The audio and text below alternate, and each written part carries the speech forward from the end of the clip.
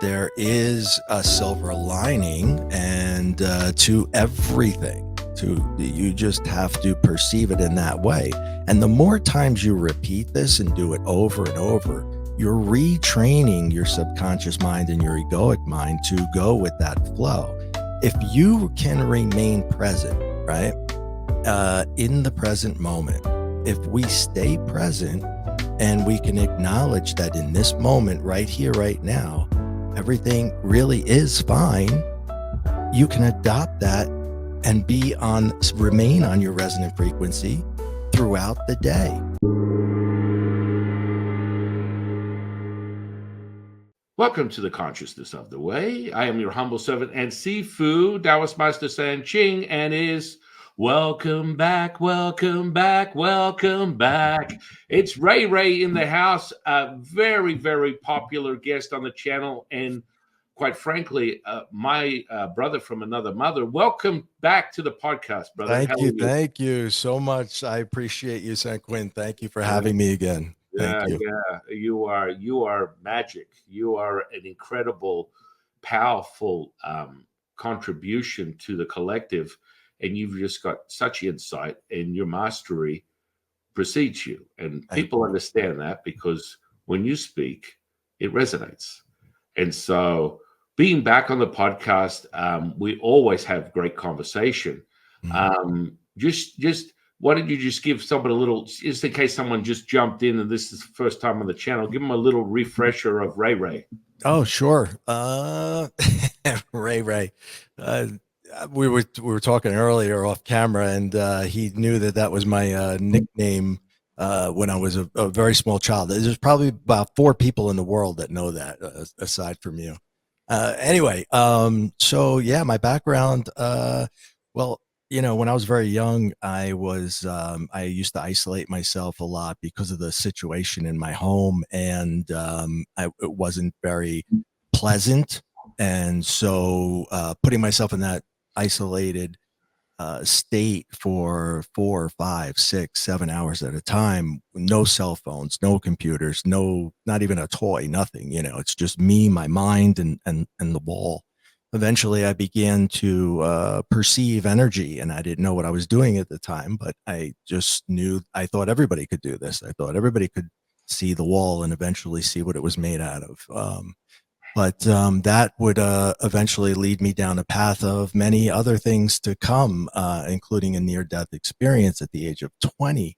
And this was a huge catalyst, even though I didn't acknowledge it in the moment, because I had tried to rebel against everything my parents were, and they were religious and Christian, and I decided to go the opposite direction and be completely atheist to the best of my ability. No matter what they were, I was going to go in the opposite direction, right? It was because I was being rebellious. But I did experience an NDE, and when I tried to tell people, they told me I was crazy and that's ridiculous, and including family and friends. And whenever I brought up the things that I used to be able to see as a child, I would also be told I was crazy, that's ridiculous, never tell anybody, they're going to lock you away. But after the NDE, things really started to open up, because being a young man who could see energy, and then I crossed over and came back, a lot of friends, shall we call them, from the next realm decided to come back with me. And for a long time, I thought I was crazy myself, because there was interactions with them, and it wasn't at that point that I could see them as being human or anything like that. That took many years to acquire, but I think that's because I was pushing back and not willing to look at it for what it was, and just chalked it up to being crazy. If you're told you're crazy enough times, you're going to believe that you're crazy, right? So that's kind of the state that I was in. But many years later, well, actually, before we get to that, there was always times when, I came from this place of chaos, and I was programmed for chaos, and I knew how to navigate chaos.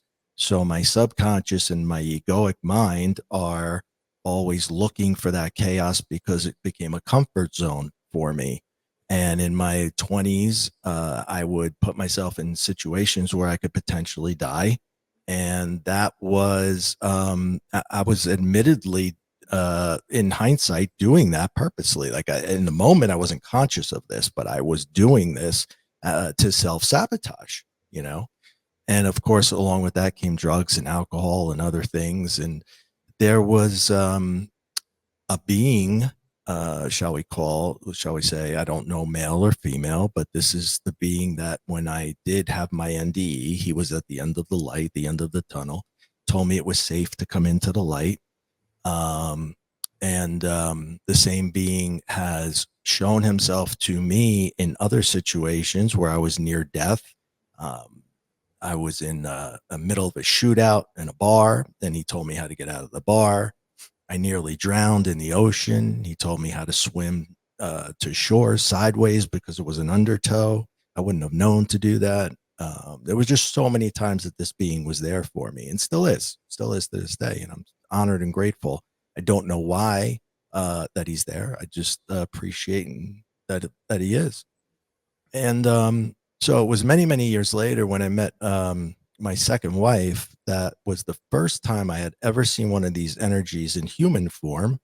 And he came to me, this individual. I call it a movie screen in my mind. That's kind of how I explain it to people. When the movie screen opens up, there's a person on the movie screen and they're talking to me.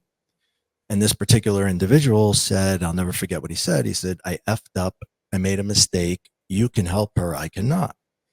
I don't know who the man is and I don't know what he's talking about. And now I really think I'm crazy, and I'm in my 40s at this point now. And I just meet this woman and I fell in love with her. And here's this man appearing to me as in human form in my mind, right? This is not my eyes or ears. This is all here. Nobody else can see him. So I really think I'm losing it. And he was so persistent and kept coming at me with the same message over and over and over. I effed up. I made a mistake. You can help her. I cannot. So I finally decide that I'm going to get my affairs in order. I'm going to make sure my will is done and my DNR because I'm not coming back. I want to go into the light this time for sure. There's no way I want to come back. And so and I was just so bummed out, right? Because I had done so much work on myself to get myself out of those situations. I went to rehab to get off drugs and I stayed away from the people that were messing up my life. And I had really gotten out of that self-sabotage place. I had 2 kids of my own. And now I meet this woman. My first marriage fell apart, but I meet this woman and we're in love. And I have to tell her that I'm crazy and I'm really sorry, but you're probably going to need to know this. So this is how you got a soulmate here, because I sat with her and I explained to her what I saw and how it happened, and she says, "Oh, that's probably my dad." And I said, "What do you mean it's your dad?" Mind you, now this woman is a doctor of psychology and neuropsychology to boot, and I'm telling her I see people that aren't really there, and she's not freaked out, not in the least. She's like, "That's my dad." And I said, "Your dad is dead, honey. I cannot, speak to dead people." And she says, "Well, I think you can." And I said, now I'm thinking she's nuts and I got to get out of here. Right. So, anyway, she says, "Listen, I'm going to take you to see a medium." I said, "What's a medium?" She goes, "It's a person that can speak to dead people." And I was like, okay. And we're going to sit down and you're going to discuss your situation with her, and you guys can just, talk shop. And I was like, "Well, what have I got to lose? Because I'm losing it anyway. I'm going crazy. What the hell?"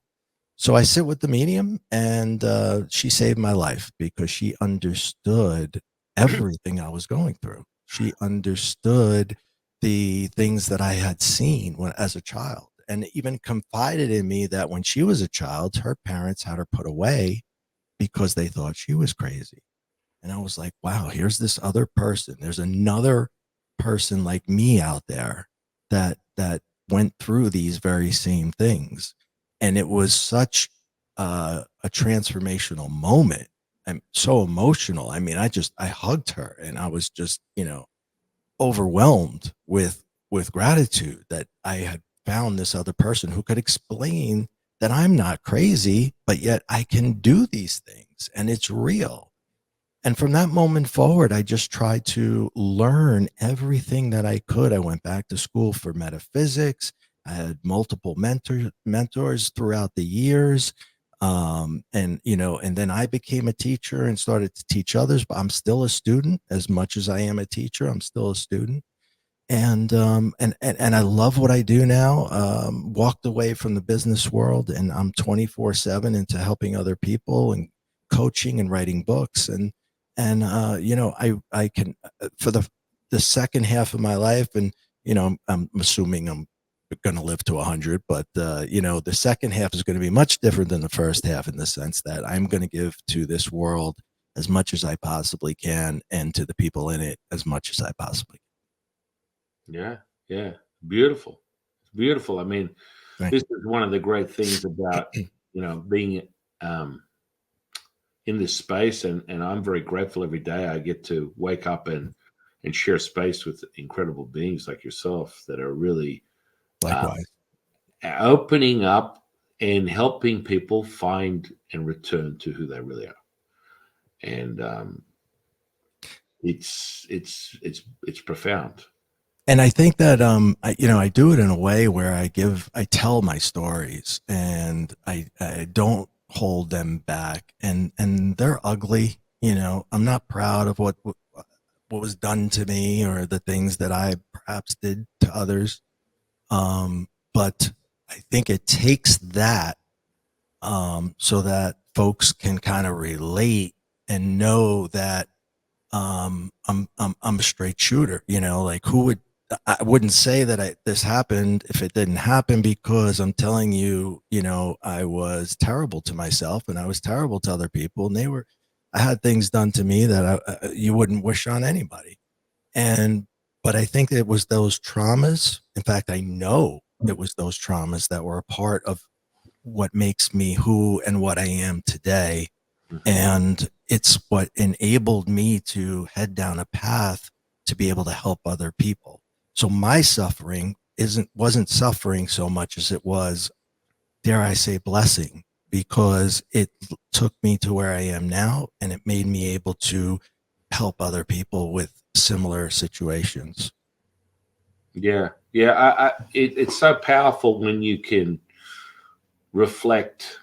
Part of the consciousness awakening for most people is being able to be that Be very moment and identify that this whatever it is that you're entertaining is not really coming from you. And I mean, that's a really profound awakening when someone can identify that the emotions that they're having are not even there. mm, They're not even, it's like a transitory expression of now.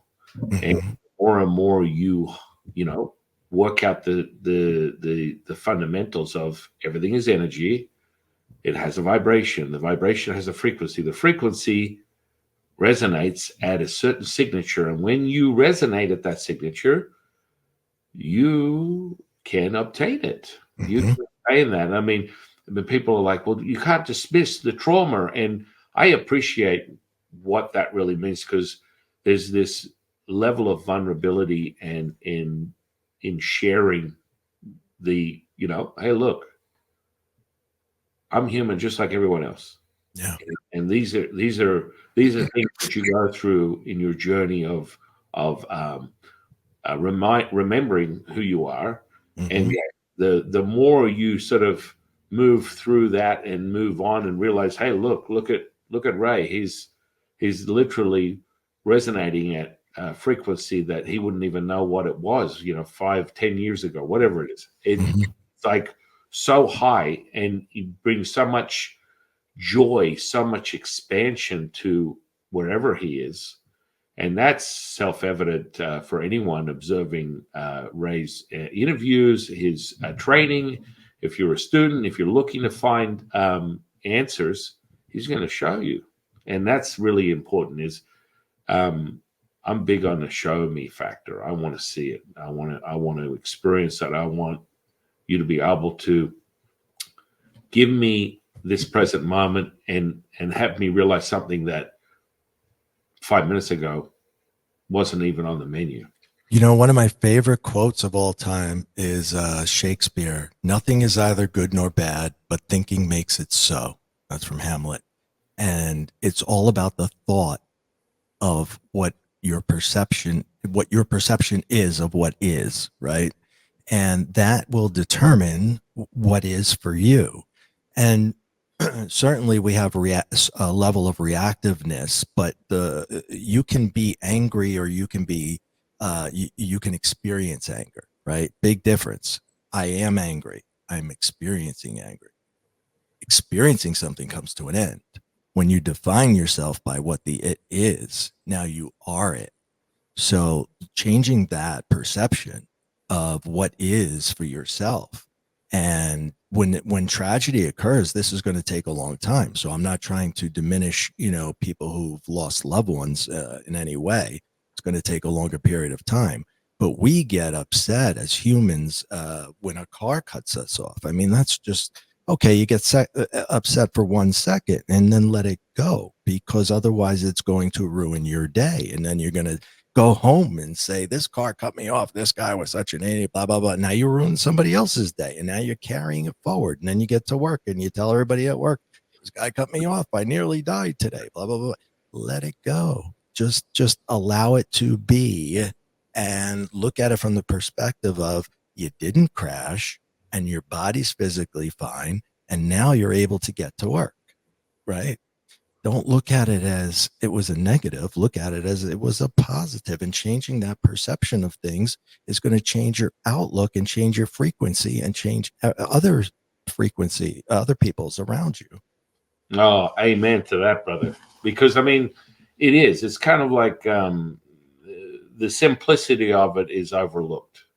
Yet the you're offline. So what I need the audience to understand is you're offline. Even if you're in anger and you say you're experiencing anger, I am angry, you're offline. You're not conscious. What? Jufu, what did you just say? You are not conscious, my friend. It's like these are these sobering moments where you are so compelled that you go, F you, do this, do that. And you literally wake up and go, oh, I made a very big mistake. Or you have regret, you have remorse. You all of a sudden fall back into a resonance of an expression of a human being that's connected to empathy, a human being that's connected to understanding that the expression of all things comes from that resonance, and fundamentally it would be perceived as love. Yeah. And that's where people have this regret. And normally within most systems, most religious systems, there's a remorse or repent sort of processes. And I think that's really powerful. But I would also ponder or offer to the audience being able to instantly the possibility that it's not as bad as you think it is, because there is a silver lining, and to everything. You just have to perceive it in that way. And the more times you repeat this and do it over and over, you're retraining your subconscious mind and your egoic mind to go with that flow. If you can remain present, right, in the present moment, I submit to you that moment, no one's trying to harm you. Hopefully, no one's trying to kill you.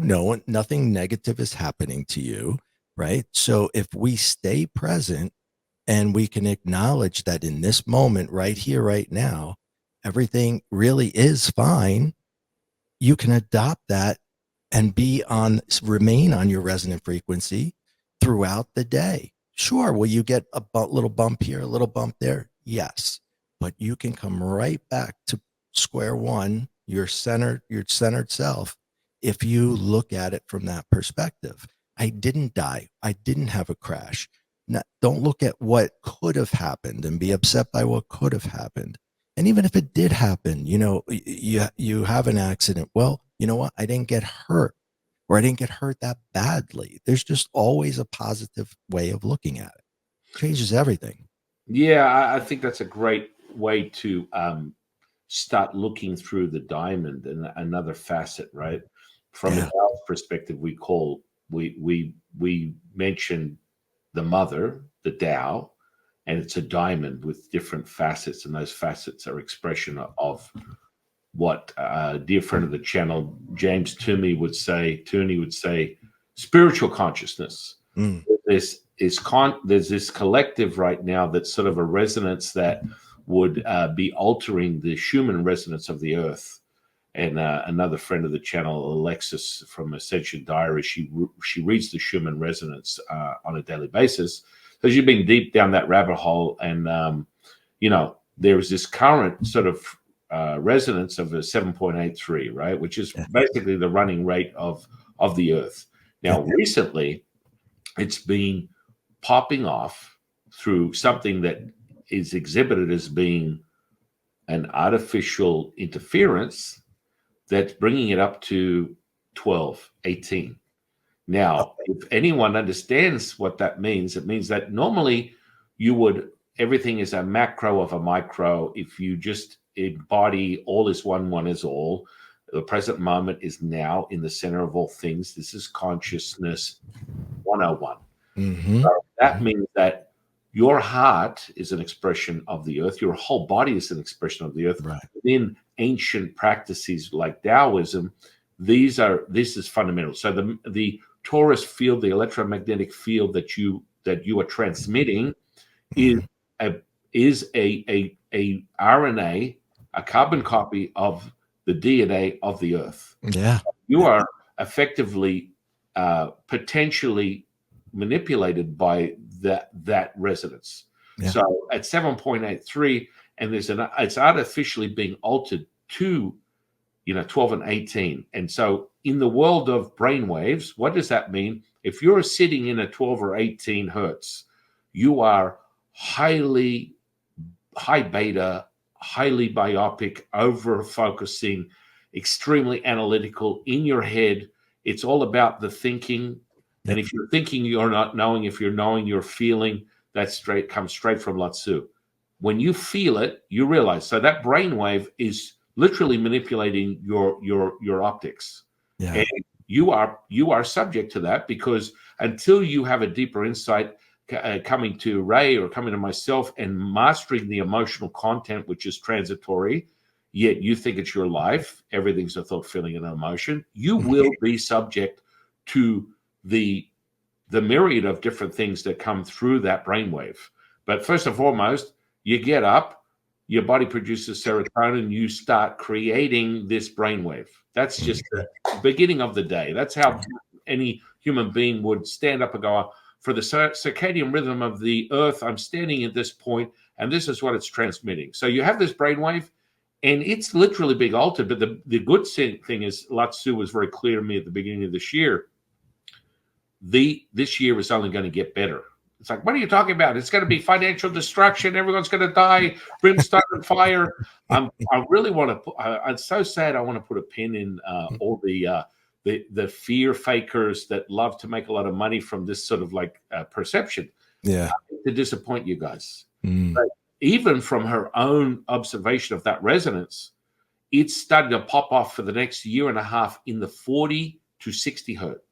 And so what that means is high gamma, 100% conscious from a neuroscientist sort of a brain analysis perspective. That's fight or flight all the way up there. That's fight or flight. Who wants to stay there all day? Right. In the 12 to 18 is all fight or flight. Now, when you get to above 40, you're 100% conscious. That means you can play with your theta, alpha, delta, epsilon. That means you are free to reprogram at will whatever it is that you thought you had a hiccup with.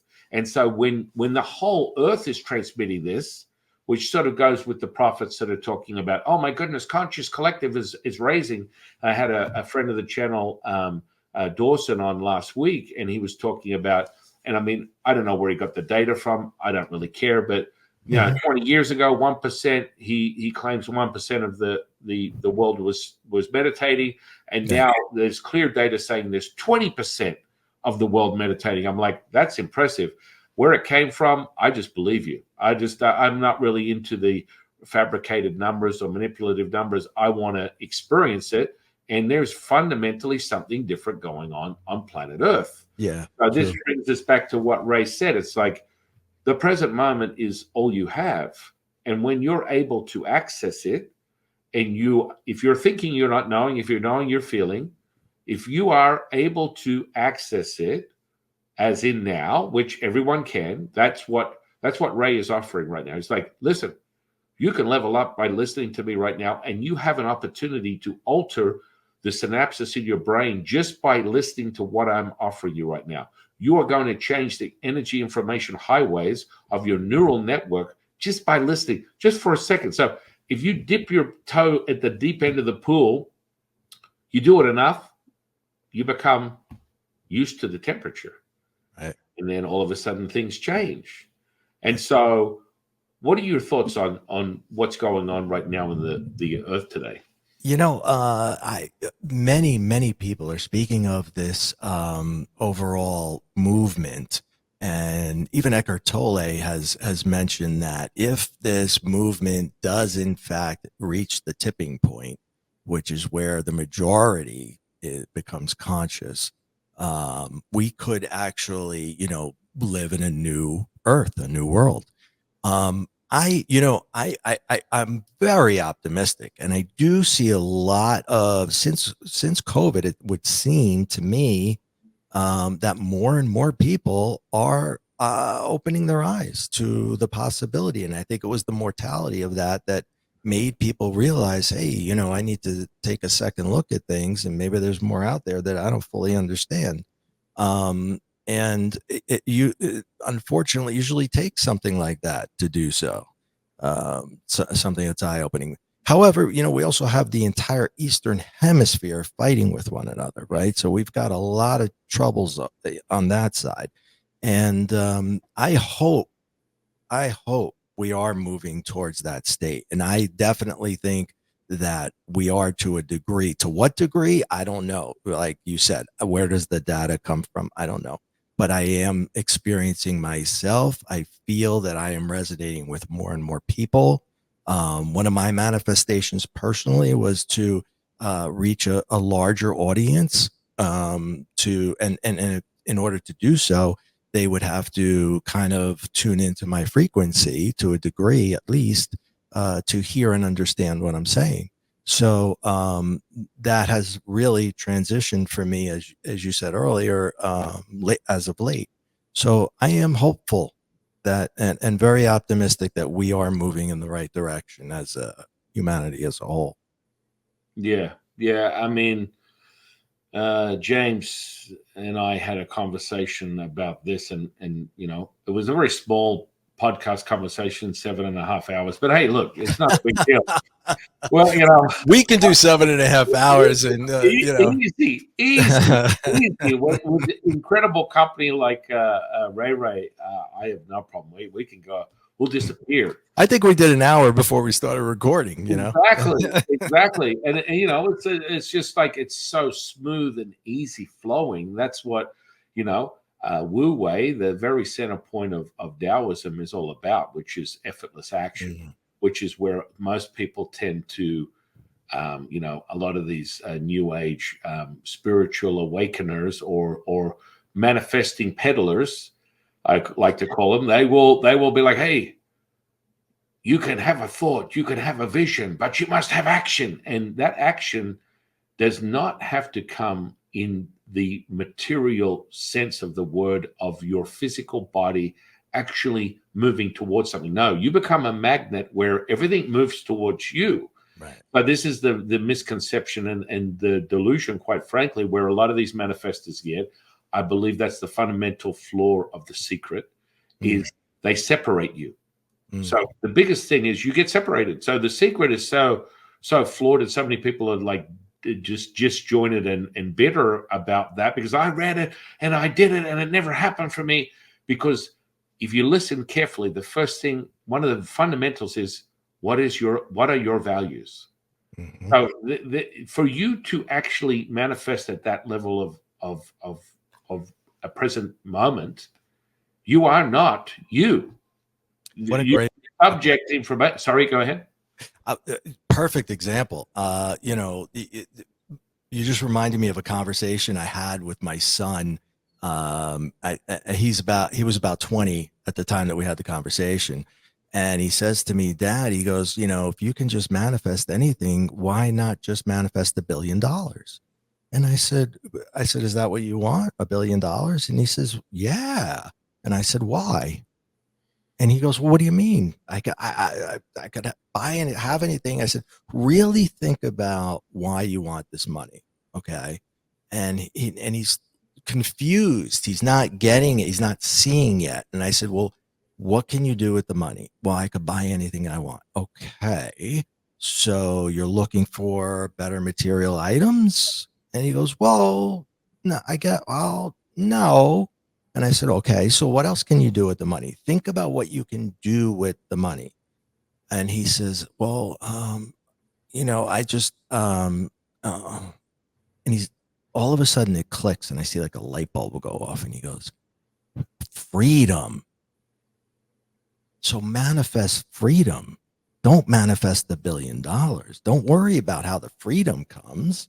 It's not about the money. It's not about that material item. It's what that energy allows you to do. It allows you to expand and it allows you to have freedom. That's your manifestation, right? Not the $1 billion. And then he was like, wow, I get it. And I said, now go get it. Now go get it. Yeah, I mean, and these are sort of the fundamental things that people overlook when they're looking at manifestation. Big heads up for anyone.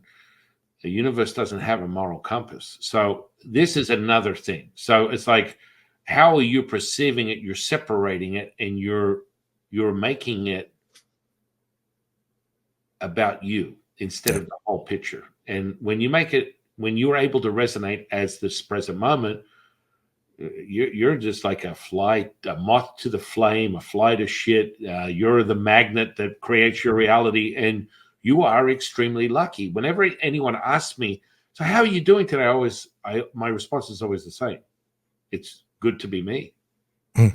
Simple as that. Because when you know who you are and you know where you're going, there's no separation of that present moment. And it can be perceived from people that are definitely operating in this very humanist, limited perception where they believe their emotions are this everything, right? Yeah. It's their identity that looks at them back in the mirror.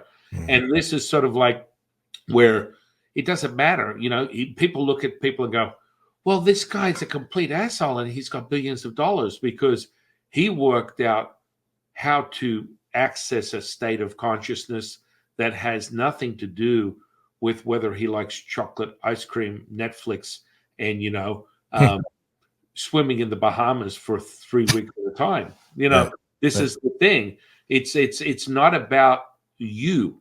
And it's not about going, oh, this is the ego. You must repent. There must be a level of awareness where you need to look at the mankind and humanity as you know it. And if you don't connect with that, then you're being very selfish.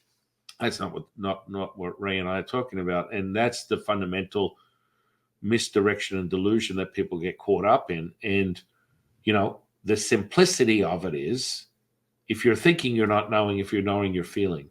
And that's why I always bring people back to the architecture and the energetic architecture that you need to cultivate so that you're fully aware. When you switch this stuff on, you can literally count down to the seconds the rippling effects within this present moment. And people are like, what? Yeah, as you should. It's like the more you sort of like, the universe will provide is such a ambiguous, sort of nonsensical sort of throwaway. And people like to go there because, well, I'm not telling you it's going to happen or not happen. It'll just whenever. And so people are afraid of their deficiencies. They look deep within themselves. When you look at it from an energetic perspective, there are massive holes in their energetic infrastructure. Which, They're afraid of the ambiguity itself. Right. And that presents within their perception. So it all comes out in the little micro, macro cycles of all things. And when you are present, all that stuff, just like a friend of the channel, Jules, who her and I really vibe because she taps into DNA. And when you understand that resonance and you understand how to work into the energetics, and it's palpable. It's not when I infuse things, it's palpable. There was an auric transformation that, I normally drop, vortexes in people's homes and things of that nature, find things. And when I drop that in, that's not from this electromagnetic spectrum. This is Tao. This is Qi. This is the mother of all things. And when you experience it, we even had this conversation because there's Stephen Hawkins had some spectrum scale that he was talking about. And I said, that's a little problematic because I've witnessed physical healings, all types of stuff. And I've measured my brain waves and, they've been anywhere from 100 to 400 hertz. And that's not up in the level of where Stephen Hawkins is talking about pure consciousness at 973. I question that because I've witnessed physical healings at 100. I witnessed physical healings at 50. And what am I talking about? I'm talking about flesh reforming, resetting back to its original state, bones fusing, all that kind of stuff. That means that you're not getting it from this spectrum. It's not a hertz within this realm. And this is where people tend to get a little confused. And when you do that, it doesn't really matter whether you're at 963 or you're at 400. It can be problematic if you want to start going, well, my emotions are at 120, and that 120 is representative of maybe I'm sad, maybe I'm not happy, maybe I'm depressed. You need to realize that it has this very intricate architecture and energetic signature. And when you start to see it through your clear senses, then all bets are off, because it's critical to be able to have what within Taoism we call yin eyes. So when you're not able to see it, you're fumbling around in the dark, because that's when people are playing. So when I tune the Tao energy, it comes down like a huge funnel of energy from above.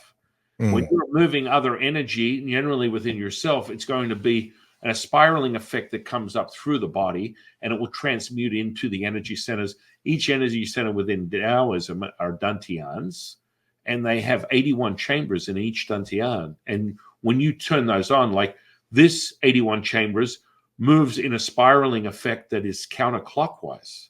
And so when I say that, Ray goes, oh, I felt that chill at the back of my head, around my, oh, that resonates with me. This is the feeling, ladies and gentlemen, that I'm talking about. And so this dantian resonates in a clockwise fashion. And so each chamber is representative of a spiraling effect that would look to you like this. Oh, another chill. Welcome. You're welcome. Now, the final dantian, the lower, is the merging of all things. So it's the center point, and it pulsates out with circles in 81 different chambers. Oh, yeah, you're picking up what I'm putting down, Ray. Because that's what we're talking about. That is it. It's like we can feel it, and it's like I don't need to, as Jules would say, she likes monotone, and she'll go, I like Eugling it myself. I use to Eugle, and I love that. But it's like you can Eugle it and feel it. And now Ray's feeling the heat, because I bring the heat. So that heat that's coming in the center of your body and coming up your spine, how do Mhm. you see that? Well, I see it first and then I feel it. Mhm. And that is coming because I'm an OG. I get all my stuff from the OG, the original sun. And then it comes out in all different forms, representing up in here. And so, all this stuff is like really important to see and to feel, And because this is interpret. where people problematic. And we briefly talked about it, that when you cross that bridge as a healer, whenever you get into it, what I've found with 99% of the people that end up want the secret source is they always fall into the same problem. I don't know how it happens, but a classic one for someone that's not a healer, that you're in a room, it's problematic. I think, quite frankly, within the geographical landscape of politics and socialite, sort of like a social experiment, people would define someone as a Karen, which I think is kind of racist, quite frankly. But anyway, that's what people would refer to, this Karen, which in OG levels of Taoism, we just call that a psychic vampire. Now, that is a fundamental suck. So how do you identify people like, well, what does that mean, Jufu? I said, go to Starbucks and order a coffee and then ask the barista how's their day. And then they go, well, let me tell you, you know what? And like, so they're pouring their intention into your latte and they're spewing There their you go. out at you. And if you're still operating this duality, not the present moment, there is going to be traits of, why do I feel like my battery is going down? Can I have her back there and make my coffee? She's she's Right. in a much better frame of mind. Like I literally feel contracted and I'm feeling this physical trait of exhaustion. How is that possible? All I did was ask her how her day was, because first and foremost, that's a reflection on your own state of consciousness. And people are like, well, what does that mean? It means that you're very much in the duality. You're very much into the transitory emotional state, which leaves you vulnerable only because you perceive things as good and bad. Taoism, you don't perceive things as good and bad. It's yin or yang. And so that perception then starts you off on the races. And it's not it's not bad, as Ray would say, the positive in everything, but you have to start somewhere. You have to realize, okay, that's instant. Like, holy crap, I don't have to. Some are better than others, let's say, right? Better than others. Right. And so you don't have to train in anything to identify that, okay, well, there's something I need to possibly start cultivating and reflecting on and looking at what's my ecosystem? What am I working on in my energetic profiles that is problematic in that sense? And first and foremost, most people, when they present themselves as healers, whether it comes from light workers, Reiki workers, Qigong, and doctors of Chinese medicine, doctors, psychologists, therapists, they all end up on the same place. They're like, I'm so burnt out, I'm done. I thought I'd get in the game. I'm just here to help people. Yet they're literally they're toast. And then they start transmuting the physical traits of their hard work, which is all the shit that other people have given them. And because the way they present themselves, and they don't really have, and I'm be very clear, I don't do fear. Fear is also on the spectrum of emotional transitory humanness. And so this is something you need to identify with. That's the first thing I knock out of the park with anyone that I teach how to get right there, is the emotions don't control you, you control your emotions. And you get those out of the way real fast. Because guess what? As Zhao the Emperor would always say, remind the man mortality is real. And so this is still the construct of the limitation of your belief system. That's it. So the more you level up, the more you are becoming present in this present moment, your belief system is going to be altered, and it's going to present itself in fundamental ways that blow your mind. Like, I can't think of anything right now. What does that mean? It means that I have a blank canvas that is just a void, darkness. And I can present something, and if it's of a value that will be expansive to what I'm cultivating, it will hold the resonance, and it will become so dense that I could reach out with my eyes open and grab it. Or moreover, if I'm transmitting something to someone, it will present itself within their third eye. And so this is part of understanding where you're at in your own spectrum. But most of the healers always end up becoming casualties of their own, perception. Yeah, And we were talking about that earlier, and I even asked that question too, because I noticed that, I'm just at the very, very tip of learning energy healing. And I was asking you earlier how you kind of deflect that. How do you avoid that? Because when and if I am working on someone, I find that I am just spent afterwards. I've utilized my own energy. Now, what you said to me was very interesting. Don't use all of your energy. Take it all from the collective and just allow it to channel through.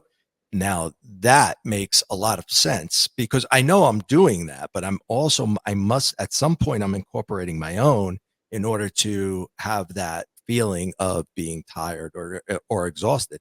And I have to learn how to overcome that myself. Yeah. I mean, so from a Taoist perspective, what happens is you come into this world with what we call Jing. Jing is your life force. It's your essence. It's your constitution. And I've yet to see someone come in straight off the factory floor at 100, at 100. So you have to just present it as a battery. So everyone comes in, and so their battery is normally about 80% of 100 on average, and that will be reflected on the hereditary sort of default of their ancestors and their genetic expression. And then as a Taoist, you go, aha, I have access to ancient internal alchemy practices that are millions of years old, hundreds of thousands of years. That's right. Hey, this guy's delusional. There was no one on the earth 100 million years ago. Oh, let me tell you, the representation of this all bets are off. A friend of the channel, Michael Primo, has evidence through his own research that at least 1 million years there's been humans represented in the same form that we're at with the same DNA strand 1 million years ago. And that's it's not even looking that hard. Yes, he spent his whole life poking and prodding under the origins of the human, but let's get that off the table, guys. Okay. And when you hear it and you go, oh, what is that weird sort of like energy, expansive feeling? Oh, that's you realizing that's true. Whoa, hang on a second. That's you just your intuitive is working right where it needs to be. And so, you get that. And so you start off with that. Now we have practices where you take the battery up to 100%. And this is part of mastering the 50 trillion cells that you possess within this reflection of what you perceive as your identity looking at you in the mirror as this flesh and blood. It is an anchor to this realm and nothing more, nothing less. What you do with it is up to you. You possess it. Your soul, your spirit, as we call it, your Shen Gong, which is spirit power, Shen Dan, which is spirit alchemy. That's what we do. And so you take it up to 100, and then you go from 100 to 1,000, from 1,000. I like to keep my battery at no less than 9,000 clicks. A very interesting number because we always stay in nines. So take it up to about 9,000 clicks. What does that mean? I could exhaust my physical constitution 9 times before I'm going to even notice a difference. That means I could smoke 9 people that think they're superhuman, and I wouldn't even touch on the first veil of my energetic expression. But I don't even go there because that's my little secret sauce that I keep this stuff hovering and extending my longevity, because the Taoists are obsessed with immortality. So they want to stretch the physical flesh out for as long as possible in this level up. So that's one of the first things we do. Then you refine the intricacies and the very difference between all the energies that you're experiencing with your eyes open. You start off at OG with your eyes closed. You start seeing things with your third eye. But the truth is, you need to be at this present moment. And the developmental skill of that will be self-evident through the systems that we use. And you will literally, your conscious will be your default. And so everything is online. Everything has a palpability to it. Everything has an infrastructure, an aura. All the information is presented to you. And then you're not in any way walking this path. I need to protect myself. I bring in all my angels and Archangel Michael and all. Even when people do that, and I charge them with energy, they go, oh, "You did not get my permission." I'm like, "Listen, dude, I don't want to break the news to you, but like, whatever your ADT system is, you need a refund." Because it's people freak out because this is they're faking it till they make it. They tell themselves one thing. When you know it, then you represent it. So when I come across a Karen, I've already created magic within my infrastructure. And so what happens when I'm in the presence of a Karen, they get really tired. And I'm not doing anything about it. I've already set my ADT system. So the ADT system within my programming, anyone that is attempting to cipher from my auric field on the 9 bodies of different energy from the physical all the way up, it literally has a reverse effect on them. And they go, "Oh, I'm so tired." And it happens really quickly because all I'm doing is, this is part of Taoist magic, is it's a very highly detailed architecture. It has nothing to do with the individual. It has nothing to do with, oh my goodness, I want to cipher that person's energy. No, the energy that they are being controlled by, because remember, guys, all thoughts of your mind are not yours. So that means that, well, Jifu, what does that even mean? Well, it kind of comes back to you falling into the narrative that your personality is really who you are.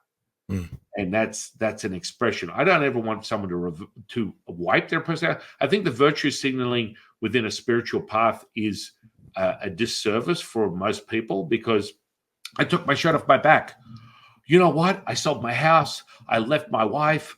I am just here. God, help me. God, please. Why are you not helping me? Because they're virtue signaling. They're not in tune with the actual frequency of God that we speak of. God wants nothing more than he's sitting there waiting for you to have the epiphany, to synchronize into his signature, and he's going to free flow. He's going to turn that floodgate on, and it's going to be good to be you. But on that path, while you're representing all this stuff as your personality, you're going to be surely mistaken that this is not how everything is layered out. Does that make sense? Oh, it sure does. I don't even know where to start with. You just gave me so much to work with. Hi, Ray. Come on now. I don't even want to start. I want to share with you this. I recently met, and I think I'm allowed to talk about this. I recently met a gentleman by the name of Steve Saruta, and he has put together something called the Human Anatomy Project. I don't know if you've heard of this, but it is it's just been certified by the United Nations. And here's what it does. It basically everybody in the medical field is going to, at one point or another, contribute the data that they don't use from, let's say, an MRI or a scan or something of that nature. And that data is going to go into the Human Anatomy Project. That no one will ever own the Human Anatomy Project. That's very important because it's too much. It's going to be too powerful.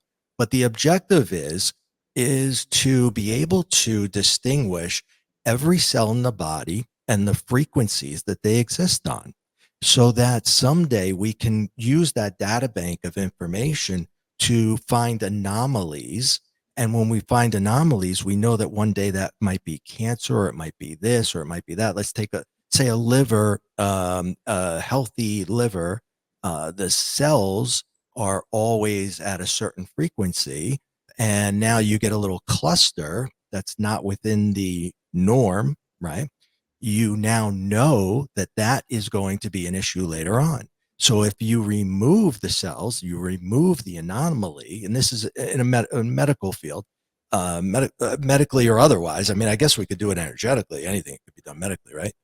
But if you focus on those cells and you remove them, then the person, you're helping them before it ever becomes cancer or cirrhosis or whatever it may be.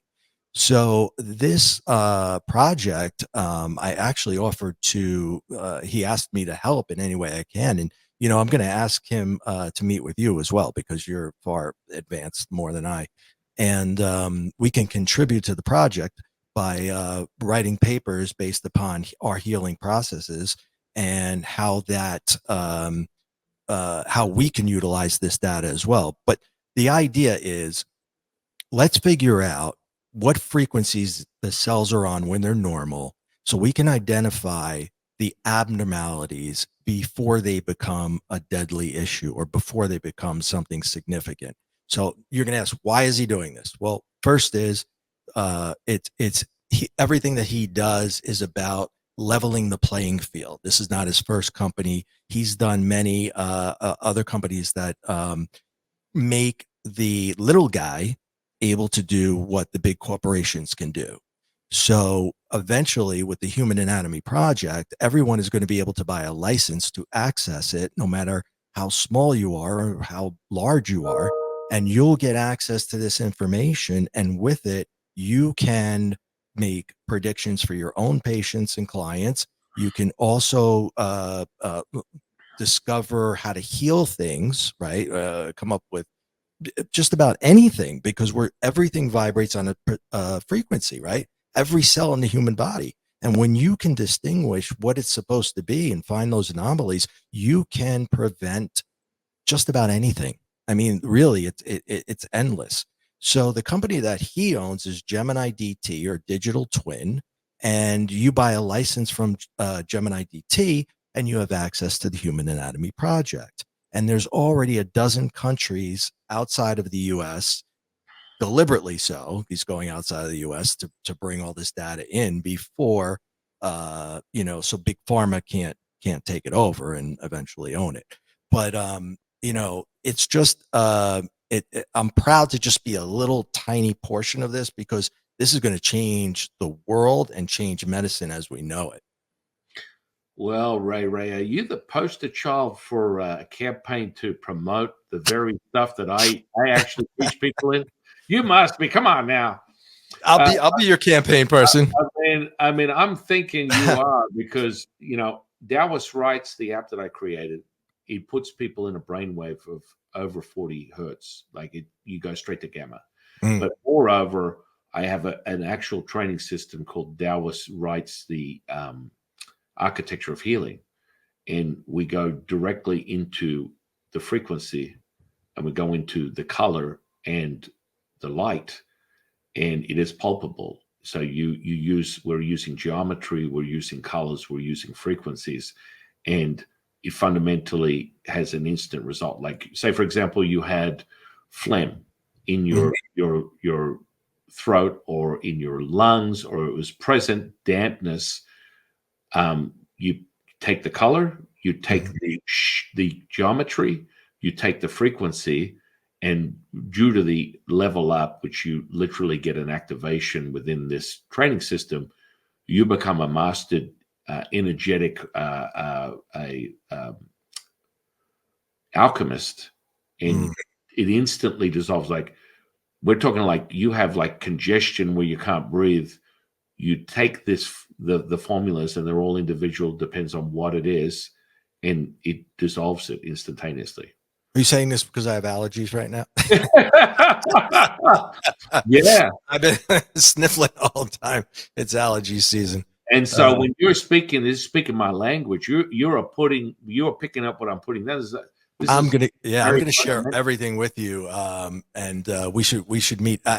This gentleman, he is a genius in the true sense of the word. Yeah. I mean, he's just absolutely amazing, and what he has created and the way he's doing it, right? So that anybody in the medical industry will be able to have this license. In fact, not only the medical industry, I understand the PGA has purchased one of the licenses, and they are going to actually help people like with their swing, so that they can drive the ball farther. I don't play golf, but I understand the concept that if you just move your body in a little bit of a different direction by creating someone's digital twin, you can tell that person, if you just move, shift a little bit at this moment in time, you're going to be able to drive the ball that much farther.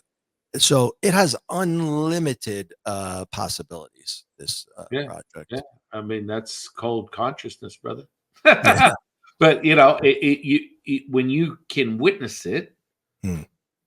and it's And 100% real. empirical data that you can't deny, right? Right, So right, they can't tell us we're woo-woo anymore right, because it's right. going to be right there.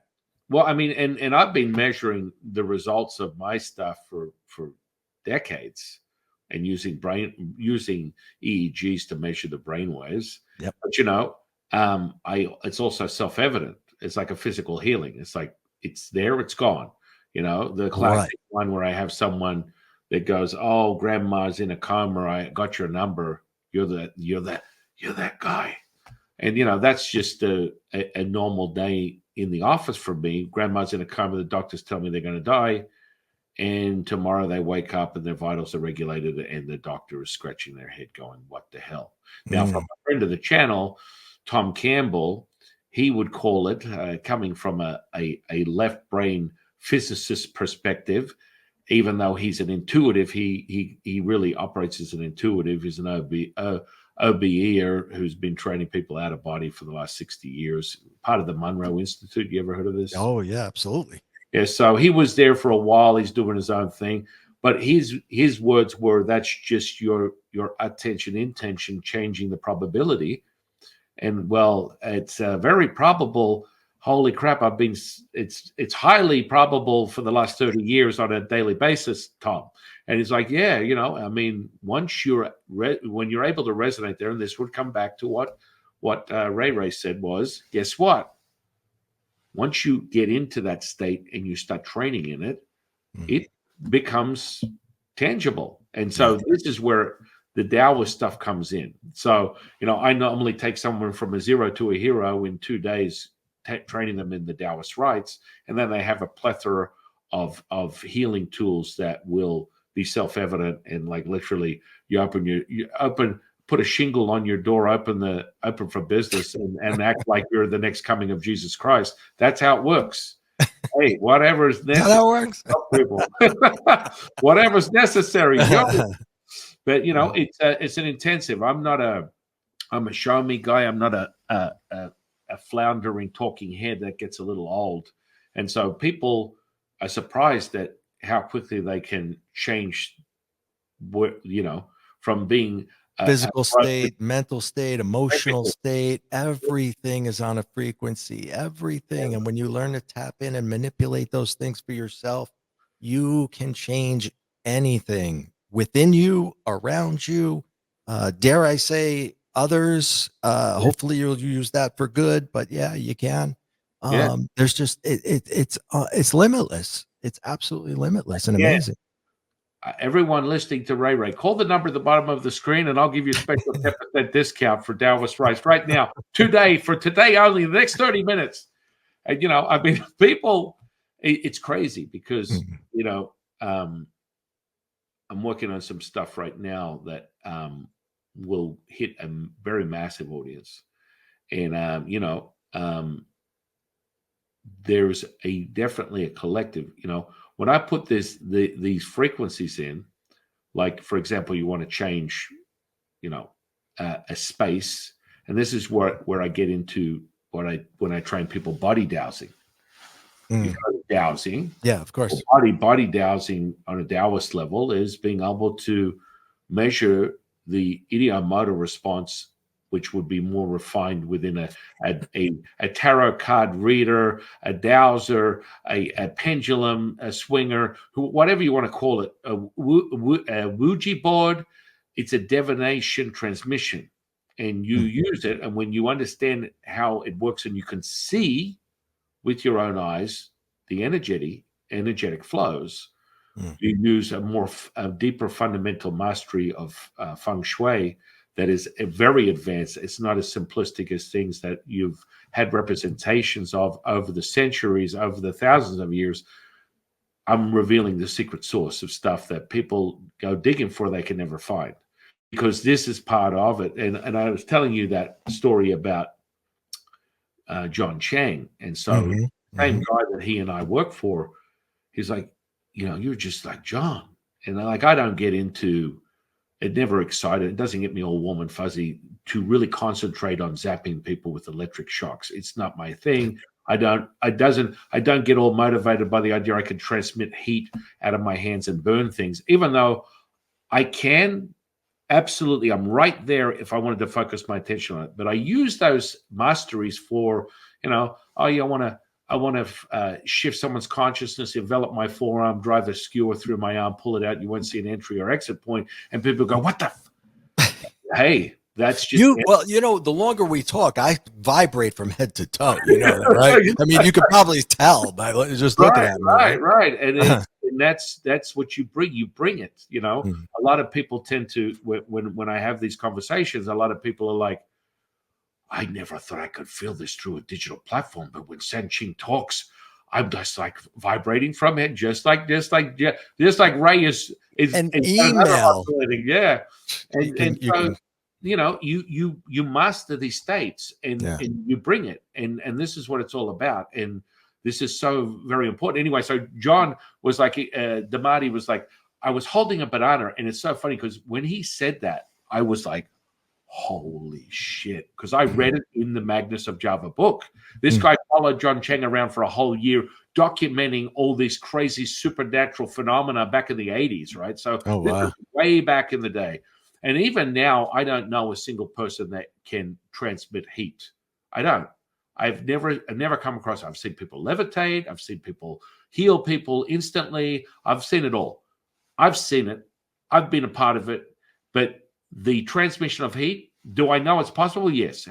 Can I focus my attention on it? There's a much deeper cultivational practices within the Taoist practices where there's a refinement of what they call the Fa Jin, and it's like the essence, which is the energy, and you separate the electro from magnetic, and the deep part is dipping into the magnetic fluidity. And that magnetic fluidity reveals all things. Yin eyes, highest level of awareness, the present moment, and you're off to the races. All your clair senses times 100 just get realized, and then you start doing things like that.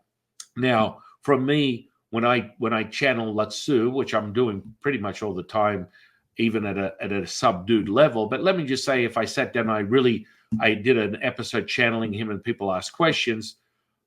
He and I, Videsi and I were having this conversation. And so old school, when someone's channeling, I would just normally take a flame like a lighter, and I put my hand over the flame and let it sit there for a couple of minutes. Then I pull it away, and there's no damage to the tissue. I didn't feel anything because I'm transmitting a supernatural something beyond this electromagnetic spectrum. And so this is part of how you validate channelers. And when I get some of them on the channel, I would love to light the lighter. I really would. Light them up. I can see what's going on. And there's like the next. That's not very spiritual of you, sir. Not very spiritual, but Destiny goes even further. Guess this, Ray. He goes, I have a channeling knife. I'm like, whoa. I run it over their flesh, and if they bleed, they're not channeling. And I'm like, that's old school, bro. That is super old school. But like, man, this is what people need to understand. When you're transmitting that resonance, it's not from this world. People get this. So your whole body is embodied right down to a subatomic particle with this energy. And so people need to sort of like understand what we're speaking of and to the level of that. And, it's so exciting what you're talking about. And I would love to get involved. I would. Yeah, definitely. I mean, he would love you too, because, what we're going to try to do is some experiments where we're under certain conditions. So we can finally remove the woo-woo. And I'll explain what they are off camera, but we're going to do like a very mild abrasion to maybe 100 people or 1,000 people, right? And we're going to treat half of them energetically, and half of them will not be treated, or it'll be like a placebo effect or something of that nature. And we're going to photograph day to day the person's progress and submit that data. And there's eventually when he gets all the data in the HAP system, or the Human Anatomy Project system, we're going to have comparisons. We're going to have things that we can compare it to, and will know that, okay, so if you use this particular cream over the counter and you put it on that same abrasion and it takes this long for it to heal, and versus you or I, you know, injecting the energy that is required to make those cells go back to the way they're supposed to be, and see, you know, what the difference is in time frames and everything else.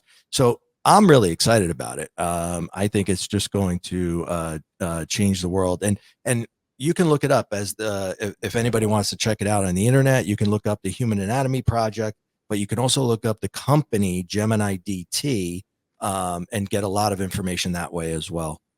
So I would recommend. I would imagine everybody would find that interesting that's watching. Yeah, yeah. Oh, absolutely. I mean, that's one of the fundamental. And I don't make any money from this, by the way. I'm Yeah, just sharing yeah. information. I Yeah. mean, that's part of, like, for me, that's what you see. You see the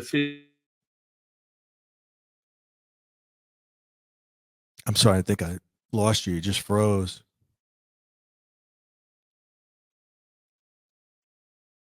I don't know if you can hear me or see me. Hey, are you Oh, there, right? there Hang you on. go. There we go. Let me get. Where is it? I don't want to lose you right now. Are you good? Yeah. We're good. Yeah, it's a little difficult, but I'm good. I can see I and can hear. I can see you. I can see you. Are you good? You can Yeah, hear me? I can hear you fine. Yeah, Seeing is your picture is you're a little perfect, blurry, right? but I can This hear you. is this is the problematic part when I raise the frequency, and this is part of what it is. It shuts off the Wi-Fi. Mm. So when it gets You got to it do everything wired, sir. You can't be doing anything wireless over there. Are you kidding me? yeah, and this is cool because what I do is I infuse like these vortices, and Mm-hmm. and people, I actually sell them to people. That's offline. We'll talk about that. Okay. They get this thing and they put it in their house, and it's got like 18 specific stones and a plate that goes in the middle that's also infused with a talisman. And Mm. so literally you can put anything in the middle there. And what happens is it will transmit and change. So you can put this specific ancient geometry on soil, Mm-hmm. and soil that would not bear any sort of vegetation whatsoever will start growing whatever you want. And Mm. so any space around it, it permeates and changes the whole resonance. And so people will literally sit on these things and give themselves instant healings because it's the resonance that comes to it. Now, I wasn't big on that type of stuff. I found it really interesting, but I've come across several companies that are claiming to do that. And I Yeah, was I like, saw one actually. oh, Yeah, yeah. and that's problematic. I want to see it. And I actually interviewed one or two of them, and they were probably not so happy by the end of the conversation. But hey, I'm look, sure. because it's like that's a real problematic issue if you're taking someone's money and they're not able Mhm. to produce that. And so a That's my lot of them problem go, with the word psychic. It's my least favorite word in the world. I am not a. I don't like to hear it. I don't want to be referred to as it. I mean, it's just so. and it is. It's really important that you're able to show people. And Yeah. so if you're doing stuff like that, it needs to be apparent. What So go one of my ahead. first mentors said to me, he goes, and he was my mediumship mentor, and he said, you know, guys, he goes, I got to be straight with you. You know, integrity is everything in our business. You're asking people to believe that you can fucking talk to dead people. You realize that? And Right, think about how that sounds to the regular person off the right. street. Okay. So if Well, you don't have integrity, you've got nothing, you know. well, No. I think you're making such a good point, Ray, because 30 years ago when I started in this game, and it is kind of a game until otherwise noted, because you need to understand you're in a simulation, your archetype, your icon that you're representing as yourself is part of this. And when you start resonating, then things fall away, and this is no longer problematic, and the transitory effects of that will disappear. But Mhm. 30 years ago, someone would come to me and say, I've been diagnosed with this psychotic episode. And I'd be like, No, let's take a closer look at what's around you, what's operating from you. And then, I'm old school, trained in exorcism and all that kind of good stuff. And people are like, whoa, that's kind of scary. And I'm like, not really. I mean, what happens is you're a tuning fork. So you perceive things a certain way. And it's like, have you ever seen that? And I sometimes I shouldn't joke like this, but I just do. Have you ever seen that movie Candyman? I don't think I have. Anyway, it's like a cheese ball horror movie, but part of the premise of it is don't say Candyman 3 times or he will come. Okay. It's like Candyman, Candyman, Candyman.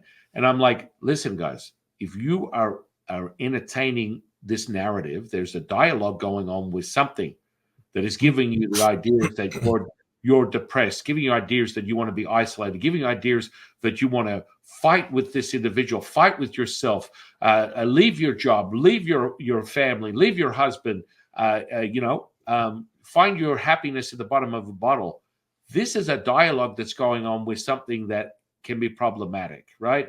But it's not something where you are now, identified as this sort of like loosely, potentially runaway train from a psychologist. I don't need to tell you, your wife being an expert as having some type of like disorder. And so 30 years ago, that was the run of the mill. Today, most people are like, oh my goodness, I've got a voice talking to me. I'm channeling the Palladians. The next minute they open a YouTube channel and they've got 100,000 people following them. This is a different story. It's a different world today. Yeah, true. And I get excited because there are a lot of people that are actually doing it, and they don't need to be subject to the hand over the flame. But some that may possibly want to test that one out for themselves, not realized. Tell me like, you didn't hear it here. Don't try it at home. Yeah, don't hear it. It didn't come here. But it's like, it's kind of important. You start something, you get a taste. Now let's cultivate it. Let's make it realized for yourself. Mm-hmm. And when I'm when I'm in conference with Latsu or any of my teachers, which are facets of just the monologue, the truth is, I could sit here and literally write 80 lifetimes worth of material on a million subjects now, right now, without any pause, without anything, and the information just flows like a faucet. And, I just finished transcribing the Tao Te Ching with Latsu for 2024, which we call the Magical Register, and that's now available. That's like a deep dive. Anyone that opens those pages is going to all of a sudden realize there's a whole new reality, and it's palpable, it's visceral, it's kinesthetic, it's feeling. I'm looking forward to reading it. Yeah. I'll make sure you get a copy because we were on vacation. My wife and I don't know where we were headed. We're on a plane someplace, and I was reading a book, and it was my second book. And she goes, "Don't be an ass and read your second book." I said, "But it's good, and I don't remember writing." Because you're in the zone, right? And you're just, you're letting it flow from above to the paper, and you're the channel, right? You're not everything is shaped coming from experience and reality. Some of it comes from above. And I love going back and reading that stuff because I know which is which. And it allows you to go back to that space and repeat that again. So, I wasn't being full of myself, babe. No. I was just simply reading what they were telling me.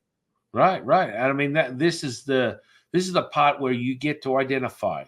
I hear some people, they're like, "Oh, I get a little stint of automatic writing, which would be an expression of that type of thing." Maybe if you're not getting the audio that I get or that Ray gets, it's like you're getting information that's flowing. It's that spark. It's just something that. And, I had a conversation one time about miracles, right? And when you think about it, a miracle is not a magic trick.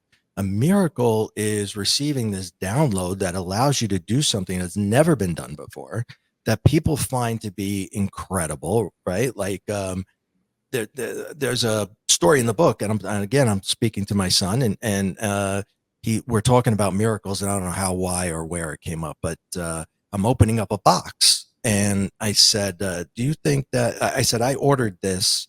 There were vitamins in the box, and I said, I took out the vitamins, and I said, there's 1,000 milligrams of vitamin C in every one of these little tiny tablets.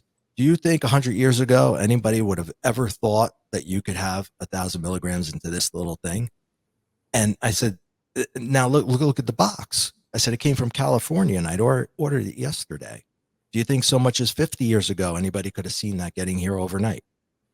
And it clicked. And then his phone went off and it beeped. And I said, "Who's that?" And he said, "Oh, it's my friend. He's on the other side of the world, and he just sent me a photo." And my kid looks up and he goes, "Miracle." And I said, "Tesla, there you go." That we receive the information and we create it. That's the miracle. It's not a magic trick. That's the true miracle. And you're the tuning fork. So that's where I preface the tuning fork. And this is where my dear friend James Tooney would say, well, now what is guiding you? Because just as Jade Emperor would say, all thoughts of your mind are not yours. Well, if they're not mine, who the hells are they? This is where you have to refine and cultivate your present moment so that you're very clear and discerning and affirming what it is. It's not from a fear base, ladies and gentlemen and ladies. It's about mastering the present moment. And so then you're not offline. You're not unconscious. You're 100% conscious. And so there's this narrative that's going on that, you start framing your reality through these different filters that you think you created that are generational, that just keep coming down. It's like, if you're unfortunately one of those people that actually thought that P. Diddy and Vanilla Ice were original masterful musician composers, we're gonna have a few minutes here to just recalibrate your understanding of what's going on. But this is what we're talking about. We're in a program to erase any understanding of a previous cycle within the human timeline. Yes. Have you noticed that? Yes. Yeah, that's the objective. I mean, I explain that to everybody. We want to not do the exact same things that we did yesterday and expect a different result. And it is generational, right? So you don't want to make the same mistakes. I don't want to parent my kids the way I was parented, right? And I don't want that. They're going to be better parents than I was, and so on and so on. I hope so. Anyway, I mean, that's the idea, is to grow and evolve in that manner. Yeah. And when you see that, my goodness, it starts representing itself in everything, and everything has a resonance. But first and foremost, you start to do your little, the Ray's cringe-worthy psychic stuff. I call it readings. Understanding, maybe we'll be a little bit more new age. Intuitive awareness. Intuitive. I was just going to say that. Yeah. Intuitive awareness, and you start to, I like people to wet their whistle with simple things. So you listen to someone's linguistics, their body language, and then their voice, because that tone is everything you need to know. You'll within the tone of your voice will exhibit the electromagnetic spectrum that we're speaking of. And when there's something that's not there and you feel into it, you see it, you can fix it. You can dial it in so it needs where it needs to be. And so a lot of people, what's a classic one? Well, I'm really happy right now, and I'm really that's kind of like it's like someone just dropped their pants and they're running around naked. That is a real clear case, evidence-based example of someone who's super angry, even though they're telling you, I'm really happy. Right. I'm happy, damn it. Well, I've never been happier in my life. But it's the tone. So how loud the voice goes is like interesting. Well, it's not interesting. It exhibits the very interworking of where the energetics are in that individual. So you can fall right into it, just as someone would use, micro cycles of, reflexology or face reading, which we use within Taoism, which is sort of like a pillar of Chinese medicine, which goes right back to the original OG, who transmitted it all from the Yellow Emperor, from the Whispers of the Universe. And, I sort of give people a little crash course of some of that at the beginning of the Tao Te Ching, because it's really transcribed from Lao Tzu and Jade Emperor and the three pure ones. And so these are the fundamental things. So every verse within the Tao Te Ching is an incantation, which people don't understand. So it's an incantation that has levels into it. So you fall into levels of development within each incantation. It also has a frequency. And people are like, whoa. And so when they open it up, they're like, I am high as F, AF, however, how do they abbreviate it these days? This is what they're doing. And it's like, this is crazy.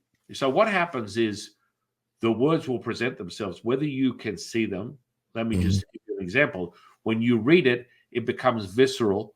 And that charge that Ray's getting, he's getting excited. He's like, I'm off here. I'm looking for that thing. I'm going to start reading it, because it instantly, what it does is, when you see it, and everyone will develop the skill, when you see it, it comes off the page, it moves around you, and it drops right into your heart center. You feel it, and you're like, holy crap. And then you go into whatever that incantation has. It'll give you as many levels as there are. And then you go right into the center of that, and you keep going, and it will come in a verbal guidance. And then there's processes where people want to dig deeper, and I give them an actual practices that goes with that, and you instantly infuse and Nice. Yeah, sounds good. I always love speaking with you, because I learn so much when I come on your show, so I enjoy it very much. Thank you for that. I appreciate that, brother. We the student is the teacher is the student forever. Every time I share space with you, I get super expansive, and just through your own admission, through my own admission, I learned so much from you. I can hear and see things that just like, it's like a level up. It's the Pepsi challenge on roids. This is what happens. It's about being expansive and this present moment, which so many people are on that journey to remember. And once you remember, all bets are off, because now you can change the story. It's no longer a story, it's your reality. And anything that you have experienced up until that point can be completely alter the trajectory of your reality and where you're going. Because most people assume that they're going to fall to fate, genetic disposition, where I'm at, my life sucks. It comes right back to the simplicity of what Ray and I said from the beginning, and Ray really pushed it through. There's positivity in everything, and that is fundamentally the catalyst for you until otherwise noted. While you're operating in a duality, you must use that as a default as you level up, as you resonate. Once you get to a certain point, and we spoke about this before, your default is consciousness. That means you don't even have to think or process it. Because every time people tend to get there and they're like, oh, am I seeing energy? No, it's your reality. So when most people go, oh, human beings only see 1% of the spectrum of what's going on within the light in front of them, and 99% of it is not visible with the human eye. Well, sorry, that's a lie. It's visible with your whole body. Right. You don't need your eyes. Yeah. And when you develop those skills, one of them is being able to, I know it's cringeworthy, the clear sight, it just falls right in, and you see things with your eyes open. And that's a fundamental a cultivational practice. There are other practices that I found really interesting that are exhibiting traits of Taoist alchemy, and they come in other forms that are deeper within sort of like a a more of a Christian based sort of like processes, which I think is fantastic. Christ based, however you want to see it. But it's the first time I've ever seen anything that remotely could come close to the alchemy of Taoism. And the biggest problem is you have to, and it's only a problem if you say it is. Remember, Ray's default positive. Right. The biggest pause challenge or potential is finding the right resonance with the right person that can hand you this information that's real. It's critical that you find that. And so once you put that intention out, guess what the universe does? It delivers right to you instantly. And so this just brings us to the journey that Ray and I are on, sharing the conscious collective and raising the bar. I mean, you've been really getting into. Is there any podcast you haven't been on, Mr. Ray? I'm starting to wonder. I think you should start a spiritual media company, because I'm thinking that, because I don't think people understand like how far Ray has dialed out his reach, and just the incredible insight and information that he's sharing to such a large audience. I wouldn't surprise me. You probably, maybe you haven't. Have you been on that Next Level Soul podcast yet? I don't believe I've been on that one. I'm not. No, I don't think I was yet.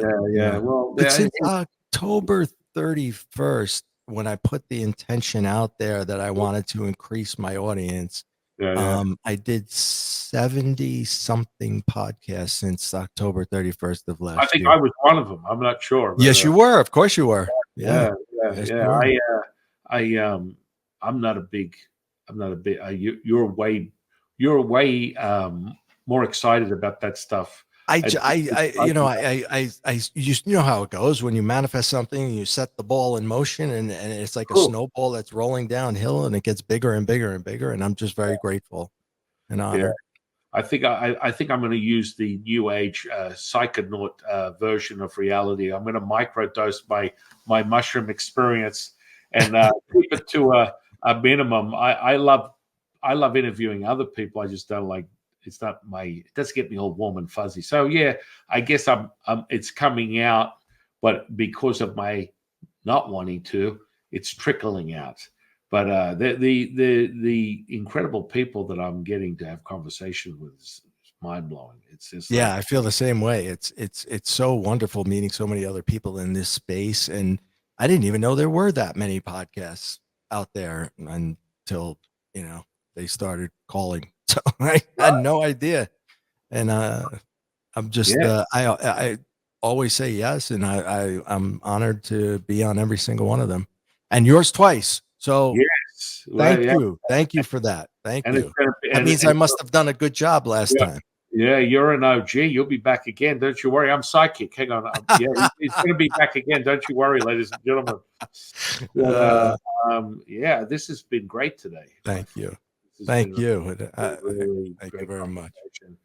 And just getting people every time I'm a part of one of these incredible collective experiences of just cultivating, which is what we're doing, is this conversation enlightens someone.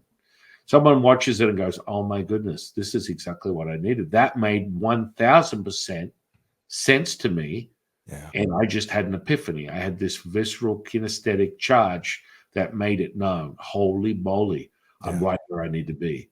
And that's when, you find a mentor, whether it's one of us or somebody else, find somebody that can really teach this so that you can get on this level, because it's so, once you see it, you can't unsee it. And it's so beautiful, waking up and just, I couldn't wait to like start my day. It's not, you don't dread getting up. You don't dread anything anymore. Things just fall into place, and it's beautiful. And I'm not saying everything is perfect, okay, because there's always going to be a little ups and downs here and there, right? But for the most part, genuinely, getting rid of those negative emotions and those negative feelings just keep me in a place of contentment. I don't go lower than contentment, and that's I think the best feeling in the world. Oh yeah, I mean, It's really, it is. It's kind of like not embodying. I'm going to say not embodying the old expression, the honeymoon is over. And that's sort of like really the complete opposite of what Ray and I are talking about. But most people are familiar with that expression because they use it quite often in their life. Wow, they're talking about me. Yes. And when you hear that, you go, oh, I had no idea I was even using that, because you're unconscious most of the time. And so you're literally, as I love to put it, master keeper creator of your reality. And just as masterful as you aspire to be, to manifest whatever it is that you desire, you're instantly showing you're an instant manifester by engaging in anger and disappointment and frustration and all these things that are instantaneous. So if you are pondering on the idea that I don't have the ability to do it, then you're full of shit, because you're do showing it every day. Right. You're doing it immediately. You're showing yourself instantaneously you have the ability to do it. It's just with the wrong intention. That's all. So if you're able to engage in anger and embody that and be so twisted out of shape that you choose that over yourself, your family, your business, your life, your job, you're a master. You can do the opposite. Right. Exactly. And so I think that's the biggest, one of the biggest realizations for most people. It's like, holy shit, they're talking. And I'm doing that right now. They're pissing me off, telling me that I'm pissed off. This is what happens. That is a catalyst. So for all the people that are experiencing that, guess what? You're having that moment. This is your consciousness going, yo, what's up? After you get the coffee and the donuts, let's level up right now. I had this incredible Italian woman on the other day, and here we go. I'm originally I'm OG. I'm from the Bronx in NYC, and I'm like, yeah, I'm from Jersey, and we just go down that path. I think you're Jersey. Are you from Boston or from New York? No, I'm Jersey. I'm Jersey. Are you kidding me? Huh? Come on, come on. Come on now. I remember that really bad show from MTV. I think the guy was called The Situation. Oh my God. Please. They made us look terrible. So this is where Ray's like, and then I met a podcaster who literally trained to erase her accent, because I don't want to be the Yeti from Long Island, because I'm always verklempt, and every time I get around these, I get facharted, and these putzes around here, I can't find myself a good man. Every man drops dead after 5 months of me breaking their balls. You know what I'm saying?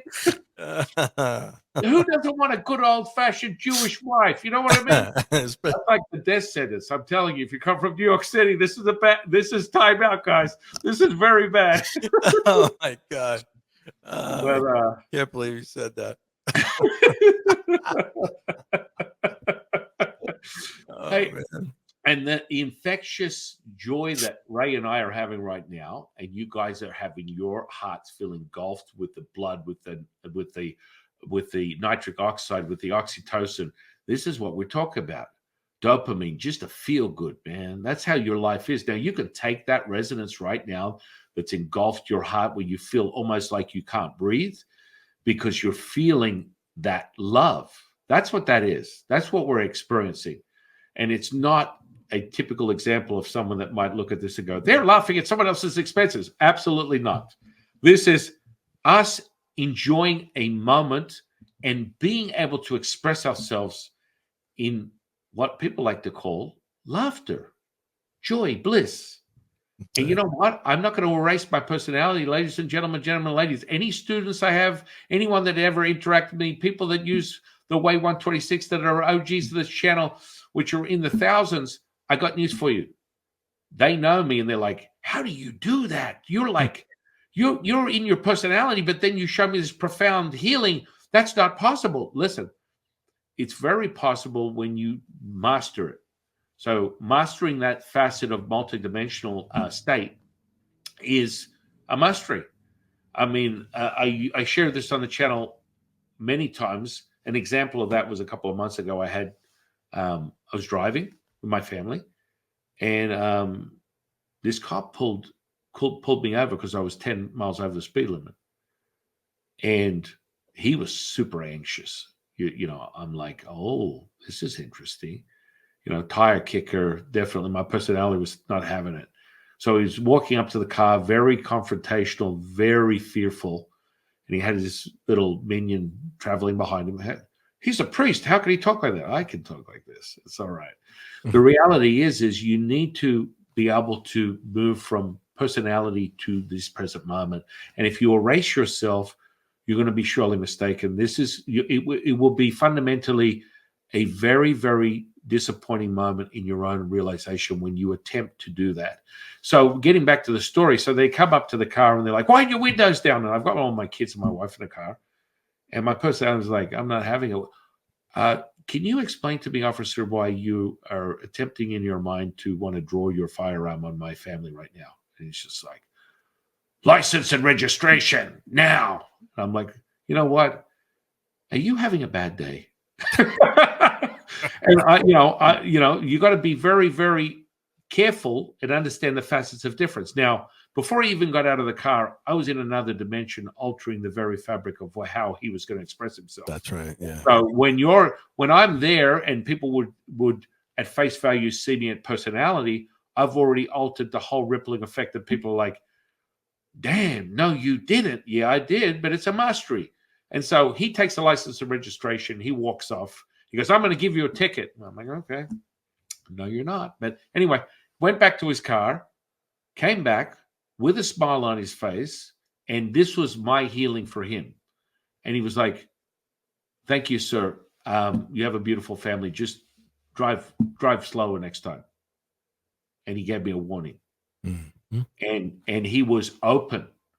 Mm-hmm. And so you need to understand how quickly you can alter these things. And that was my intention, he was coming from a very contracted state that he was operating his life in, that he started his day in. The old expression, don't get off on the wrong side of the bed. He literally manifested his whole reality leading up to that point. And right. If I was going at face value, my personality could have, dug a big hole for myself. And you can do that for anybody at any time on any day, just by, you can make somebody's day better and they will pay it forward. It doesn't even have to be like somebody's coming at you aggressively. You can just give that to somebody, give that gift, and they will automatically pay it forward. They won't even know why they're doing it. They just will. Right. And that's the critical part. What Ray's saying is, and how could that start with the seed of, how are you doing today? Mm-hmm. That's it. That's it. Good morning. How are you? That's it. And so, yes, Ray and I are more mastered in these intricacies, but the reality is even at face value, you can alter these things for a higher state of consciousness, and you resonate at that higher state, and the self-evident expression of that is this very moment. We go back to this present moment, this very moment, and that's how it happens. That's how all this stuff happens. And the more you level up, the more it becomes realized. Use the methods. Use the methods, young Jedi. I always get, I get a student that's been using certain methods. I give them to them, and they're like, I've been doing this for a week now, and I don't know. You're getting me to do really weird things. Wax on, wax off, son. And have you heard my Mr. Miyagi effect? Oh, you haven't. This is what I call it. Literally, I call it. Maybe I just got it from. I don't know. You just got it because I call it the Mr. Miyagi effect. And they're like, "Listen, I've been doing this for a week. It doesn't make any sense to me. What is this? Out of all this weird stuff, you got me doing this." And I'm like, "Tanya-san," and they're like, and it's like wax on, wax off, and they're like, "Holy crap!" That I wasn't even aware that was happening because it's an infrastructure that you are developing where all of a sudden you're harnessing the energy and you're being able to identify everything and put it in any place, any way you want using this method.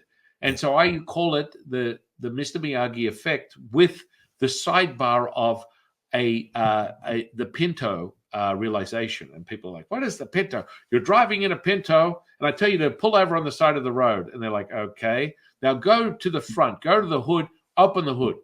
And they're like, oh, there's a Lamborghini engine under there. You're welcome. You know, and this is what happens when you start getting into this stuff.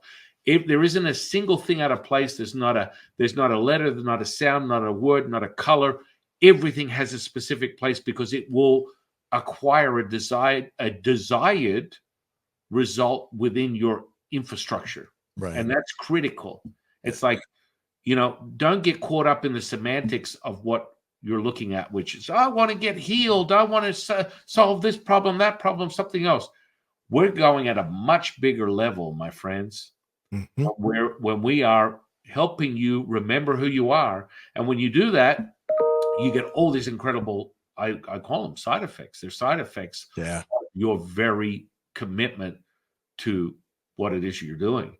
And I love that you're picking that up, Ray.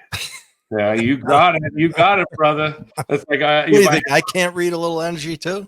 Yeah, no, I love. Yeah, it's so funny. One of my good buddies, Roberto, if you're out there, Bobby boy, listen, go. He's a Jersey guy. He's a Jersey guy. Retired to Florida. Really strange. That's not a stereotype or anything. Hey, I'm a Jersey guy retired to Florida. Hey, Bobby, go get your shine box. You know what I'm saying, Bobby? He'll know exactly what I'm saying. All those transplants, and you still can't get a good pizza down there. Yeah, right. It must be in the water. It's got to be in the water. It's got to be in the water. It's got to be in the water. It's got to be. I think I'm throwing in a Boston accent right now. But what, you know, well, we could go right back to my all-time favorite. One of my favorite entrepreneurs that people just absolutely don't understand is like Steve Rubell and Ian Schrager. And like people are like, nightclub. Yes. Now that would be a great expression of manifestation. You got two jilted, disappointed, frustrated Jewish boys from Queens. They got screwed. They never got into the clubs. None of the pretty girls would look at them and they're like, screw this. I'm going to create an absolute empire. And then I'm going to put, and anyone who doesn't know this, the reason you stand out the front of a nightclub to this day is because of those guys. They're like, what? They created what they call the velvet rope syndrome. Yep. It's like it's a syndrome. It literally is like if someone opens a nightclub, they have to have this filtering vetting processes where you're like standing out there and you're the only person in line. You've been waiting there 3 hours to get in the club, and you're like, what is going on here? It's the Jewish boys from Queens. They had to get it done. And, you know, it was smart. It was very smart. Really incredible, against all odds and probably bad decisions. They made some bad decisions that was, affected them temporarily within their mortality. And you can look at the story of their life, but they made some bad decisions, but they came back. They were the comeback kids. They were like literally creating this, I don't know, debauchery, sort of like playground for celebrities and movie stars and whatever back in the 70s. But anyone who's anyone, if you look this up on the internet, it'll be like, holy moly, every person was going to this nightclub and It was, I think it was an incredible expression. They made a great movie about it, actually. Yeah. That was the one with Michael Myers and Ryan Felipe. Yeah. Studio 54, actually, one of my favorites. But in any case, I regress. We have had a phenomenal time here today, Ray. I really appreciate you. I really appreciate you. Thank you so much. And only more to come. Someday I'm going to call you and ask for a favor. I don't know what that is, but it's going to come. It's going to happen. All right. If anyone hasn't seen The Godfather, I can't even do it. I'm going to call you. Someone's going to ask. Anyway, I can't do the Marlon Brando thing. But in any case, that was such a good movie. I want to thank you. I'm going to put all your social media under this podcast. Everyone needs to go out. All my OGs, all my students, all the people using the Way 126, all the OGs of the channel. I want you to go out and check out Ray's platforms, his social. Go to his website, book a session with him. Get a level up, get to really get a taste of things. We're going to talk off camera about this expo coming up. I want you there. You got to get in the game. Get in the game, Ray. We're going to level this up. It's ready to go. Ready to go. And let me know, guys, what you think of my new website. It's brand spanking new. So thank you for mentioning that. I appreciate that. Thank you. So check that out. And how RayCatania.com, by the way. You got it. Ray? RayCatania.com. I just love that's music to my ears, brother. And so you're an author too. How many books you written? 2. I've written 2. I'm working on the 3rd. I wrote The Atheist and The Afterlife. That was the first one. Second one, You Are Still Alive. Now Act Like It. And again, I thank you for allowing me to mention that. Yeah, I want that's the other thing that I'm completely perplexed about is people get people on podcast and then they don't even mention the guest other than briefly within some little paragraph about their own show, and then don't put any social media. I'm confused, Ray. It doesn't make any sense. It's like, I don't know, but I appreciate you for doing that. Thank you. Yeah, I want people to find you. I want everyone to find you. You're amazing. You're a beam of light. You've become a good friend of mine within this social sphere. And I would love to continue to expand our bond and our friendship because the world needs more people like you, brother. That's how it works. Thank you so much. Thank you. Means a lot to me. I would. You're going to do another Jersey accent. remember, Goodfellas. It's like, hey, here we go. Janice, what are you doing? Tell me you love me. Tell me you love me. I'm not gonna do the rest of it. That was pretty funny. That's in honor of one of my favorite actors, Ray. Oh my goodness, I forgot his name. Yoda. Yeah. What a great actor. It's sad that he was left well before his time. But I didn't even know he had passed. Yeah. He passed in one of my favorite movies of his was Something Wild with Melanie Griffith. That was back in the 80s. That was a wild ride. Jeff Bridges, I think, or Jeff, the guy that was on Dumb and Dumber. I don't know his name. Jeff Daniels. Oh, Jeff Daniels. Oh, yeah, but Ray was looking damn fine.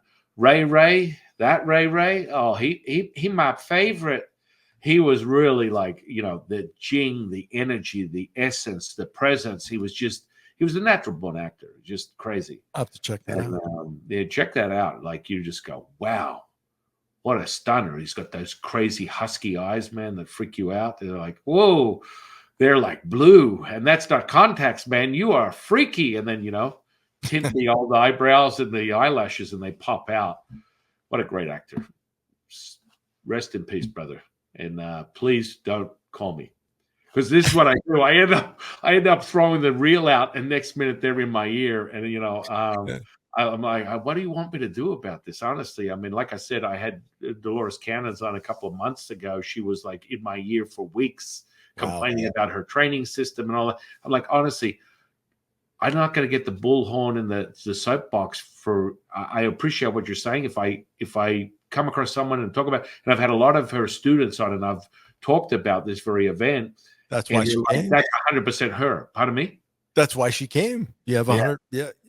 Yeah, plus of her students, and just let the message out. Very, very. The Mildwoods would be pissed off that they're not using her system the way she had it. The relationship she created with her I think she called it super conscious or conscious or something like that. And so she was very frustrated that the people that are representing this consciousness that she's trained people in, they're not doing the method the way that she wanted them to. They kind of like tossed it out with the baby with the bathwater type of thing. And they're like, oh, yes, this is Dolores Cannon. You're missing like 3 points. And one of her students is like, that's her. She's kind of fiery. She no playing around type of stuff. I'm like, man, she's annoying. Like, what stop? Like, what stop? I mean, we can go into the reason why she's earthbound. I don't want to know why, because normally that's an expression of, someone's clearly moving through many things. When I see an earthbound spirit, I mean, that's a whole nother. We got another episode for that. We'll pick that up on the next We'll episode. pick it up on the next one. But thank you again, brother. I really Oh appreciate no, thank you. Thank you. And this is great podcast. Though. Man, I feel so high. You got me so high, Ray. You got me high. Absolutely. My heart is so open. It's so full. And this is what life is about, guys. This is what Ray was talking about. This is what I talk about. You want to wake up and just be grateful, but not like, oh, be grateful for what you have. No, you're just excited. Like when I wake up and I roll over and I see my wife, it's like I've never seen her before. It's like the first time I ever laid eyes on her. It's the first time I ever laid eyes on one of my kids. It's like the most profound experience. That's life. That's how beautiful. You can repeat it and get in the groove and stay there. And I want to thank you, brother. And I look forward to talking again real soon and having you back on the channel. Conversation is so powerful, and it's so such a part of the thread of all things. Yet there are a lot of people that are very disconnected from that vein of that very moment. Amen to that. Okay, brother, thank you. Thank you. I want to thank you. I want to thank the universe for bringing you into my life. I want to thank the audience for sharing their time with us today. And I am your humble servant and Sifu Taoist Master San Qing. And I will see you on the next one, guys.